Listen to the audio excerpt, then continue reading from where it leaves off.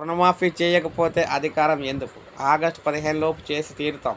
హరీష్ రావు సవాల్ను స్వీకరిస్తున్న రాజీనామా లేఖను అక్కడ సా పద్యంలో అయితే రాస్తారా?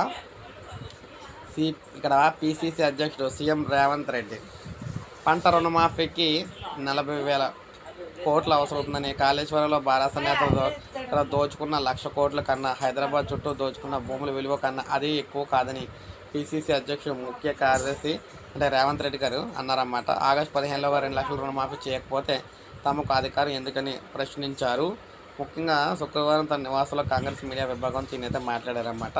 సో అందువల్ల ఆగస్టు 15లోగా రుణమాఫీ చేస్తామని రాజీనామా చీటీ జోబులో పెట్టుకుని హరీష్ రావుకు చెప్పారనమాట. మోసం చేయాలనుకున్న ప్రతిసారి ఆయనకు అమరవీరుల స్తూపం గుర్తుకొస్తుందని, గతంలో ఎప్పుడైనా అక్కడికి వెళ్ళారా అని చెప్పేసి అన్నారు. సో మొత్తం మీద చూసుకుంటే ఏది ఏమైనా ఇక్కడ మీరు చూసుకోవచ్చు.